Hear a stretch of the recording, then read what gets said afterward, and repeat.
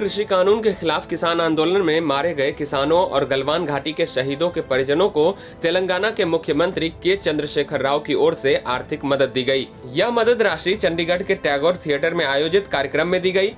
इस कार्यक्रम में तेलंगाना के मुख्यमंत्री के चंद्रशेखर राव के साथ साथ दिल्ली के मुख्यमंत्री अरविंद केजरीवाल, पंजाब के मुख्यमंत्री भगवंत मान और भारतीय किसान यूनियन के राष्ट्रीय प्रवक्ता राकेश टिकैत भी मौजूद थे। तेलंगाना सरकार ने आंदोलन में मारे गए 712 किसानों के परिजनों को 3-3 लाख रुपए और गलवान घाटी में शहीद हुए सैनिकों के परिजनों को 10-10 लाख रुपए की आर्थिक मदद की। इस दौरान के चंद्रशेखर राव ने अपने संबोधन के जरिए केंद्र की बीजेपी सरकार पर भी निशाना साधा। आज जो दिल्ली में हमारे सर पे बैठे हुए सरकार है, वो कह रहा है कि भाई मीटर लगा दो, मीटर लगा के नापो, पैसे वसूल करो, उनको खून चूसो। हमने कह दिया, हमारे असेंबली से कह दिया कि हमारे जान भी जाए लेकिन मीटर नहीं लगाएंगे। आप जो मर्जी कर ले। यानी कि किसी राज्य अगर देना भी चाहता है, अब जैसा कि मान साहब मूंग खरीदने का एमएसपी देके ऐलान किया, वो भी उनको पसंद नहीं है। किसी भी राज्य में किसी मुख्यमंत्री, वहां के प्रशासन कुछ किसानों की भलाई के लिए काम करता है, वो उनको पसंदीदा नहीं है।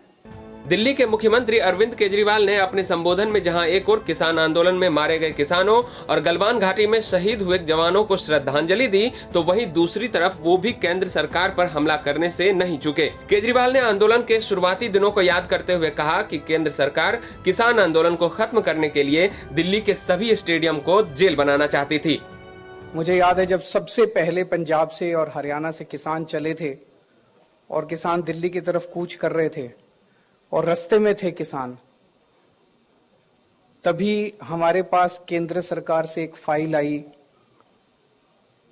कि भाई किसान दिल्ली की तरफ कूच कर रहे हैं, इन सभी किसानों को गिरफ्तार करने के लिए हमें दिल्ली के स्टेडियम जितने हैं उन सारे स्टेडियम को जेल बनाना है, ताकि जब किसान दिल्ली में एंटर करेंगे तो उनको सबको हम जेल में कैद कर लेंगे। क्योंकि जो मौजूदा जेल है वो तो इतनी बड़ी जेल नहीं थी कि इतने सारे किसानों को कैद किया जा सके। तो मैं समझ गया कि ये किसानों के आंदोलन को खत्म करने की एक साजिश है। अगर जो किसान दिल्ली के बॉर्डर पे पहुंच रहे थे, दिल्ली में एंटर करने के बाद अगर उनको सबको स्टेडियम के अंदर कैद कर दिया जाता, तो किसान आंदोलन उसके बाद वो स्टेडियम के अंदर ही रह जाता। तो वो फाइल केंद्र सरकार के पास आई। किस्मत अच्छी थी कि वो पावर हमारे पास थी स्टेडियम को जेल में कन्वर्ट करने की, और हमने इतना प्रेशर हमारे ऊपर डाला गया केंद्र सरकार के द्वारा कि आप, हमने करने से मना कर दिया। हमने कहा नहीं, हम स्टेडियम को जेल में कन्वर्ट नहीं करेंगे।